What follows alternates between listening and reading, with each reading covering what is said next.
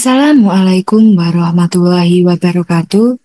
Kembali lagi di bimbelbelajar.com.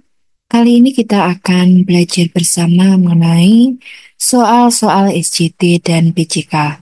Sebelum kita ke soal yang pertama, jangan lupa teman-teman untuk klik like, share, komen, dan subscribe di konten kami agar channel kami berkembang dan selalu men-share soal-soal terbaru. Dan biar kita selalu semangat belajar bersama-sama. Oke, next kita ke soal yang pertama. Sarif selalu mengerjakan tugas yang diberikan oleh gurunya dan selalu dikumpulkan sesuai jadwal yang telah ditentukan. Jika Sarif telah berhasil menerapkan disiplin positif, maka motivasi yang tepat ketika mengerjakan tugasnya adalah A. Sarif tidak ingin mendapatkan teguran dari gurunya dan ingin menjadi anak yang bertanggung jawab. B. Sarif ingin menghargai dirinya sendiri dan juga ingin dihargai oleh guru maupun teman-temannya. C. Sarif ingin menghargai dirinya sendiri dengan nilai-nilai yang dipercaya dan menjadi pembelajar sepanjang hayat. D. Sarif ingin mendapatkan penghargaan dari gurunya dan ingin menjadi teladan bagi teman-temannya. Jadi permasalahannya di sini di soal ada Sarif ingin diberikan oleh guru mengenai disiplin positif dan motivasi.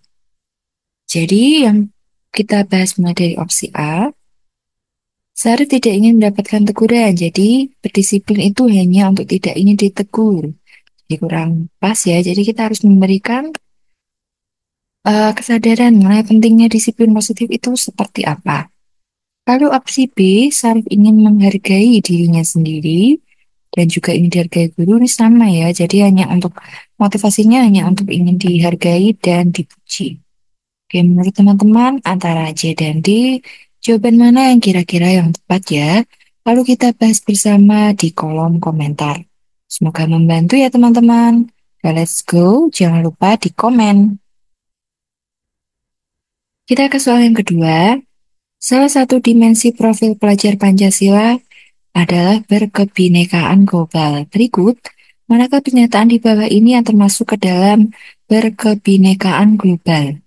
A. Murid mampu berkolaborasi dengan orang lain dan secara proaktif mengupayakan pencapaian kesejahteraan dan kebahagiaan orang-orang yang ada dalam masyarakatnya.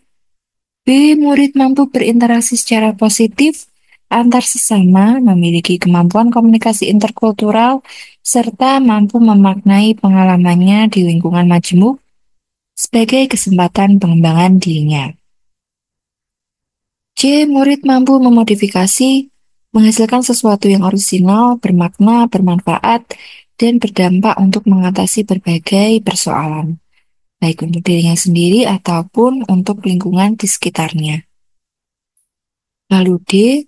Murid mampu menyaring informasi, mengolahnya, mencari keterkaitan berbagi informasi, menganalisa, serta membuat kesimpulan berdasarkan informasi tersebut. Jadi kata kuncinya adalah berkebinekaan global. Di bineka itu berkaitan dengan budaya, berkaitan dengan menghargai dan bersikap toleransi dalam masyarakat. Kita bahas mulai dari opsi A. Nah, ini di sini belum adanya budaya yang ada di opsi dan belum adanya sikap toleransi dan menghargai di dalam lingkungan masyarakat yang memiliki latar belakang yang berbeda-beda. Jadi, opsi A kurang tepat ya teman-teman. Lalu di opsi B ini terdapat adanya interaksi secara positif, lalu ada lingkungan yang majemuk. Jadi, jawaban yang tepat adalah B, karena di sini ada interaksi dan lingkungan majemuk. Jadi, majemuk itu banyak. Nah, dan di sini juga ada kalimat interkultural. Oke, kita menuju ke opsi yang C, murid mampu modifikasi. Berarti ini berkaitan dengan pemecahan masalah. Jadi untuk yang C ini kurang tepat ya teman-teman. Lalu yang D itu juga sama, hanya berkaitan dengan informasi dan belum adanya perilaku menghargai dan toleransi di dalam kebersamaan di lingkungan. Oke, kita ke soal yang ketiga. Pak Rizky mengajar murid kelas 6 sudah sejak tahun 2020. Murid-murid di kelas Pak Rizky tampak begitu semangat mengikuti pembelajaran. Program pembelajaran yang dilaksanakan oleh Pak Rizky sudah menerapkan pembelajaran yang melibatkan seluruh anak aktif mengikuti pembelajaran dan sudah mengintegrasikan penumbuhan karakter anak dalam pembelajaran tersebut.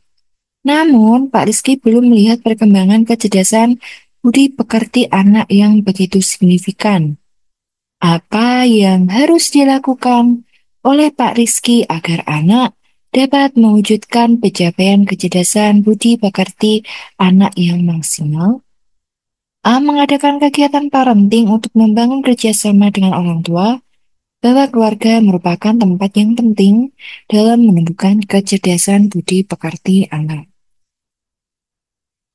B. Selalu mengingatkan anak pentingnya kecerdasan budi pekerti sehingga anak dapat tumbuh dan berkembang dalam kehidupan masyarakat yang lebih baik. Opsi B dan C yang bersama ya teman-teman.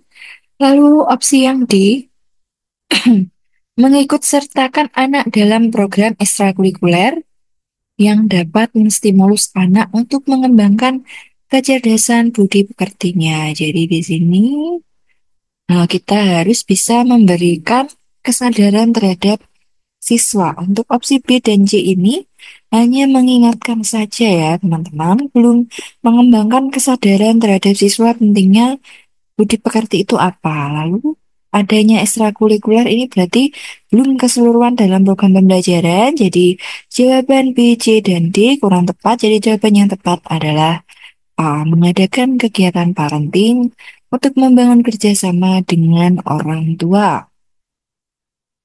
Oke, soal yang keempat. Dalam aksi nyata, Anda diminta menerapkan pemahaman Anda terkait budaya positif di kelas atau di sekolah. Anda menemukan murid-murid Anda di sekolah kepeduliannya terhadap sesama masing. Berikut ini aktivitas-aktivitas yang mungkin dapat dilakukan. Satu, menciptakan program kebajikan yang berkaitan dengan peduli dan empati. Dua, memberikan penguatan positif atau bujukan agar murid-murid yang kurang berempati dapat bersikap baik kepada teman-temannya di sekolah. Tiga, memberikan tanda bintang untuk murid yang memiliki sikap yang baik. Empat, pembentukan keyakinan kelas melalui poster-poster nilai, kebajikan, kepedulian, atau empati.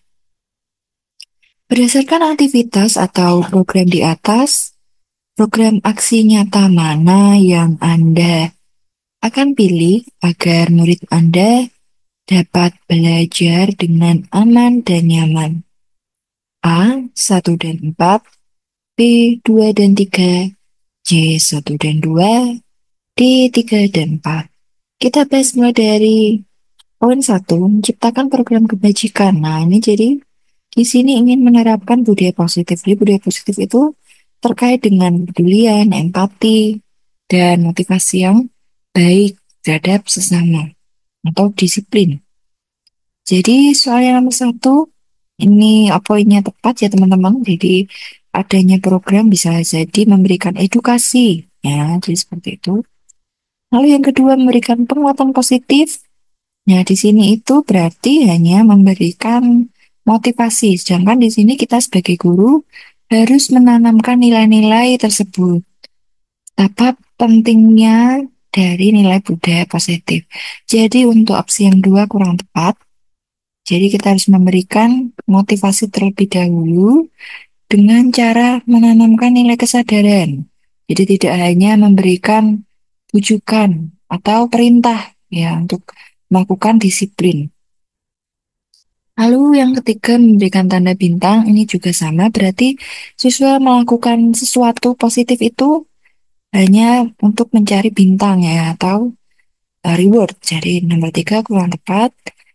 Yang tempat membentuk keyakinan kelas melalui poster. Jadi siswa tahu bagaimana pentingnya nilai-nilai kepedulian dan bagaimana contohnya mungkin nanti di poster terdapat itu. Jadi nomor 1 dan 4 jawabannya adalah A. Oke, kita ke soal yang kelima. Anda baru saja ditugaskan menjadi seorang pembina ekskul pramuka. Oh iya ya, sebelum teman-teman melanjutkan ke soal selanjutnya, jangan lupa teman-teman itu melakukan like, share, komen, dan subscribe di konten kami agar kita selalu bisa menghadirkan soal-soal terbaru terkait di dunia pendidikan, seperti soal CT dan PJK dan pendidikan karakter, dan mungkin informasi terbaru yang lain. Oke, kita ke nomor 5. Anda baru saja ditugaskan menjadi seorang pembina ekskul pramuka di sekolah. Lewat penyelidikan mandiri, Anda menghadapi tantangan yaitu menurunnya tingkat partisipasi siswa di sekolah terhadap kegiatan pramuka. Siswa lebih tertarik pada kegiatan lain seperti olahraga dan seni. Padahal pramuka merupakan wahana pembentukan karakter siswa. Menurut Anda, banyak hal yang harus dibenahi pada ekstrakurikuler pramuka agar kegiatan kepramukaan bisa menarik minat siswa. Anda kemudian membuat rencana untuk membantu sekolah menyelesaikan tantangan ini. Dari daftar tindakan di bawah ini, manakah yang menjadi tindakan pertama dalam rencana Anda? A. Membuat promosi melalui poster-poster mengenai kegiatan yang ada dalam ekstrakurikuler pramuka. B. Memberikan reward kepada siswa yang berpartisipasi aktif dalam mengikuti kegiatan pramuka. C. Mengumpulkan data otentik yang menunjukkan bahwa menurunnya partisipasi siswa dalam mengikuti kegiatan pramuka adalah masalah. D. Membuat peraturan dan kebijakan berkaitan dengan persoalan menurunnya partisipasi siswa dalam mengikuti kegiatan pramuka. Jadi di sini kita bahas mulai dari opsi yang A, membuat promosi. Jadi kalau yang A ini hanya membuat promosi, tapi tindak lanjutnya belum jelas ya teman-teman di A. Jadi bagaimana kalau memang nanti poster itu kurang efektif dan sebagainya. Jadi yang A kurang tepat ya. Lalu memberikan reward. Nah, ini kita ingat ini ada tindakan pertama. Jadi yang pertama kita lakukan dalam menarik minat, dalam memberitahu siswa. Nah, itu memberikan reward itu juga kurang tepat karena apa? Berarti siswa hanya mengajar reward. Kalau tidak mengingat reward berarti tidak ikut pramuka. Begitu ya teman-teman. Lalu untuk jawaban yang C, mengumpulkan data otentiknya. Jadi ini tahu bagaimana permasalahan yang menyebabkan menurunnya partisipasi siswa. Jadi bisa sebagai pembina mengevaluasi. Jadi jawaban yang tepat adalah C. Lalu membuat peraturan dan kebijakan ini juga kurang tepat. Karena mungkin bisa dilakukan setelah mengumpulkan data otentik. Jadi ini ada tindakan pertama. Jadi kita harus menanamkan kesadaran, ya, mencari tahu kenapa kok bisa pramukanya kurang minatnya. Jadi jawaban yang tepat adalah C. Soal yang keenam, pada saat kelas matematika, Ami terlihat sibuk mengobrol dengan Uti dan sama sekali tidak memperhatikan Pak Hadi yang sedang menjelaskan. Kemudian Pak Hadi berkata, Ami, Uti, ayolah, bagaimana sih kalian? Kemarin kalian sudah janji ke Bapak, bukan? Kenapa ngerbul lagi pada saat Bapak sudah menjelaskan? Sambil tertawa ringan. Ya sudah, nggak apa-apa, duduk dulu sana. Nanti Pak Guru bantu kamu. Ini sambil senyum-senyum. Berdasarkan kasus tersebut, posisi kontrol apa yang diambil oleh Pak Hadi dalam pendekatannya kepada Ami dan Uti? A. Pembuat merasa bersalah. B. Pemantau. C. Manajer. D. Teman. Jadi di sini kita lihat mulai dari A. Pembuat merasa bersalah, tetapi di sini Pak Hadi sangat welcome ya, tidak memberikan hukuman atau apa, malah hanya mengingatkan dan menegur dengan cara yang tidak menekan Ami dan Uti. Jadi A kurang tepat. Lalu pemantau itu juga sama, yang bersifat kalimatnya juga formal. Manajer itu berkaitan dengan atasan dan bawahan. Jadi kurang tepat. Jadi jawaban yang tepat adalah D, yaitu teman. Karena sambil tertawa ringan dan dengan nyantai. Jadi interaksinya hubungan guru-murid yang formal. Daripada memberikan hubungan yang menekan. Oke, kita lanjut ke soal yang ketujuh. Ibu Dona merupakan guru baru di SD yang belum memiliki pengalaman mengajar sebelumnya. Ia ditempatkan sebagai guru piket yang siap ditempatkan di kelas manapun jika guru kelas butuh bantuan. Salah satu guru kelas 1 SD yaitu Ibu Tuti seringkali meminta bantuan Ibu Dona untuk menggantikan beliau untuk mengajar kelas. Sedangkan Ibu Tuti merupakan guru senior, terkadang hanya duduk di ruang guru atau tidak masuk tanpa memberikan kabar sebelumnya. Ibu Dona seringkali kewalahan karena siswa di kelas cukup aktif. Ibu Dona merasa tidak nyaman, namun tidak berani berbicara kepada Ibu Tuti dan tetap menjalankan tugasnya. Sikap yang sebaiknya Ibu Dona ambil dalam menghadapi situasi tersebut adalah A. Menyampaikan kepada kepala sekolah untuk meminta perlindungan. B. Mengutarakan perasaan kepada Ibu Tuti dan tawarkan diskusi untuk memperoleh kesepakatan bersama. C. Membagikan pengalaman tersebut dengan guru lainnya dan meminta saran serta masukan. Dia mengutarakan perasaannya kepada orang terdekatnya saja agar suasana hati lebih baik. Jadi di setiap soal kita harus menyelesaikan permasalahan. Jadi ini Ibu Duna merasa tidak enak pada Ibu Tuti karena Ibu Tuti meminta bantuan terus untuk mengajar ya di kelasnya Ibu Tuti. Kita bahas mulai dari opsi yang D, mengutarakan perasaan pada orang terdekat tetapi permasalahannya tidak selesai, belum selesai ya teman-teman. Jadi jawaban D kurang tepat. Lalu jawaban yang C, membagikan pengalaman tersebut dengan guru lainnya dan meminta saran, ini juga kurang tepat. Jadi kita malah melibatkan pihak lain ya, tanpa sepengetahuan dari Ibu Tuti. Nanti kesannya kita malah menjelekkan ya, jadi kurang tepat. Oke, selanjutnya menyampaikan kepada kepala sekolah untuk minta perlindungan ini juga sama. Jadi sebelum itu kita mengutarakan dulu kepada Ibu Tuti dan tawarkan diskusi. Jadi jawaban yang tepat adalah B. Soal selanjutnya, Pak Nana adalah guru baru yang mengampu pelajaran bahasa Indonesia. Ketika sedang berjalan menuju ke kelas untuk mengajar, ia tidak sengaja mendengar percakapan beberapa orang murid yang sedang membicarakan dirinya. Ia menanggap bahwa murid-murid tersebut beranggapan dirinya tidak objektif dalam menilai, karena cenderung pilih kasih dan banyak memberikan tugas yang tidak diperiksa, sehingga waktu mereka habis hanya untuk mengerjakan tugas tersebut. Jika Anda adalah Pak Nana, tindakan apa yang dapat dilakukan oleh Anda dan alasannya? A. Berpikir positif dengan mencoba menerima informasi tersebut sebagai masukan guna meningkatkan kemampuan dalam mengajar sesuai dengan kebutuhan murid dan memberikan teladan bagi murid. B. Mencoba melihat sudut pandang lain, kemudian menghampiri murid-murid dan berusaha menghentikan obrolan tentang diri Anda dalam rangka mendekatkan diri dengan murid-murid. Jim membahas secara terbuka dan berkala perihal ketidaksukaan murid-murid di kelas. Hal tersebut dilakukan agar memperoleh transparansi komunikasi dalam kelas.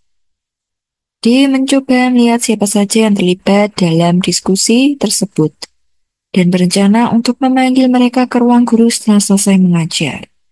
Dengan begitu, murid akan lebih mengenal Anda sebagai guru yang objektif. Jadi, kita bahas mulai dari opsi A. Ya, jadi kita lihat dari opsi yang B dulu ya teman-teman. Mencoba dari sudut pandang lain, tapi ini malah menghentikan obrolannya. Jadi kita malah seakan-akan kurang setuju ya, menolak. Jadi jawaban B kurang tepat. Lalu membahas secara terbuka perihal ketidaksukaan murid di kelas. Nah, ini juga kurang tepat karena kita juga sebagai guru kalau sudah tahu ketidaksukaan murid terhadap Anda, kita harus bisa memberikan masukan, menerima masukan terlebih dahulu. Begitu pula dengan dia ini malah memanggil siswa tersebut. Jadi siswa tersebut nanti merasa tertekan. Jadi jawaban yang tepat adalah A. Berpikir positif dengan menerima informasi tersebut.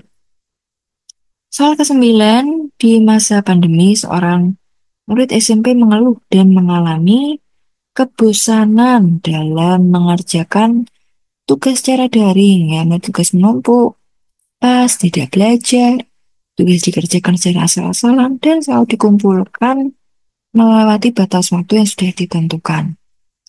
Berikut ini potongan percakapan yang dilakukan oleh anak tersebut dengan orang tuanya. Orang tua, menurut kamu, seberapa penting mengerjakan tugas pelajaran yang diberikan guru di sekolah? Anak, sebenarnya sih mengamankan nilai dan tugas memacu kita untuk belajar. Orang tua, apa pentingnya kamu mengerjakan tugas dengan baik? Anak, hidup saya tenang dan saya bisa melaksanakan hobi saya main games. Ortu, apa pentingnya ketenangan dalam hidup kamu ketika kamu mengerjakan tugas dengan baik? Anak, saya bisa mengerjakan hal lain seperti main games atau bersantai main musik. Orang tua, apa hal yang bisa kamu lakukan untuk bisa mengerjakan dengan baik? Anak, saya langsung lihat tugasnya kemudian mengerjakan tugasnya tanpa menunda dalam pengerjaan. Potongan percakapan di atas yang dilakukan oleh orang tua dengan anaknya merupakan proses A. Coaching, B. Supervisor, C. Counseling, D. Mentoring. Jadi di sini kita bahas mulai dari supervisor. Supervisor itu berarti mengawasi. Sedangkan di sini kita sebagai orang tua di sini hanya mengingatkan pentingnya mengerjakan tugas. Jadi dan tidak menghakimi. Jadi jawaban yang B ini kurang tepat ya teman-teman. Supervisor mengawasi. Lalu konseling itu berkaitan dengan permasalahan individu atau permasalahan yang berkaitan dengan layanan seperti bimbingan, seperti itu. Jadi jawaban C kurang tepat. Lalu di mentoring, mentoring itu berarti sama dengan bimbingan. Prosesnya itu berkaitan dengan bimbingan. Kalau konseling itu berdasarkan psikologis, kalau mentoring bimbingan. Misal cara untuk menggunakan mikroskop. Jadi kita sebagai guru membimbing, mementoring. Gimana sih caranya menggunakan mikroskop seperti itu misal. Jadi jawaban yang tepat adalah coaching. Jadi di sini orang tua menanamkan nilai kesadaran pentingnya mengerjakan tugas. Oke, kita ke soal yang terakhir. Coki jarang masuk sekolah sehingga prestasi akademiknya buruk sekali. Coki dikenal malas beribadah, dia tampak kurus dan tidak terurus. Coki suka berkelahi dengan teman-temannya di kelas, di sekolah maupun di luar sekolah. Apabila ada guru yang menegurnya, Coki bereaksi dengan kasar. Coki adalah siswa kelas 11 pindahan dari kota Bonggala. Ayahnya jarang di rumah dan ibunya kurang perhatian. Coki pernah minggat dan terlibat tindak kekerasan. Mengetahui Coki seperti itu, orang tuanya memindahkan Coki ke kota Surya Kencana agar bersekolah dengan baik di sana. Di kota Surya Kencana, Coki tinggal bersama tantenya. Oleh tantenya, Coki diperlukan sangat keras. Sepulang sekolah, ia tidak boleh keluar rumah. Dengan perlakuan seperti itu, Coki merasa seperti di penjara. Perasaan yang diteritanya dilampiaskan kepada teman dan gurunya. Di sekolah, Coki dianggap sebagai anak nakal. Siswa, orang tua, dan para guru meminta kepala sekolah Sadikin mengeluarkan Coki dan mengembalikan ke orang tuanya. Sementara orang tuanya menghadap kepala sekolah yaitu Pak Sadikin dan memohon agar anak tidak dikeluarkan dan dibantu dididik di sekolah sehingga bisa kembali ke jalan yang benar dan menjadi anak yang baik. Akhirnya Pak Sadikin memutuskan untuk memberikan kesempatan Coki agar bisa menyelesaikan pendidikan di sekolah dengan baik. Berdasarkan kasus di atas, maka prinsip berpikir Pak Sadikin dalam mengambil keputusan sebagai pemimpin pembelajaran adalah A. Prinsip bahwa semua orang perlu diperlakukan sama, sehingga kita perlu berlaku adil. B. Prinsip bahwa kebahagiaan orang terbanyak yang paling penting. C. Prinsip bahwa kita seharusnya berpegang teguh pada aturan yang berlaku. D. Prinsip bagaimana kalau saya di posisi dia, saya pun juga ingin diperlakukan sedemikian rupa. Ya, jadi keputusan Pak Sadikin untuk memberi kesempatan kepada Coki menunjukkan prinsip empati dan pemahaman terhadap situasi siswa. Jadi ini mencerminkan bagaimana jika Pak Sidikin di posisinya. Jadi jawaban yang tepat adalah D.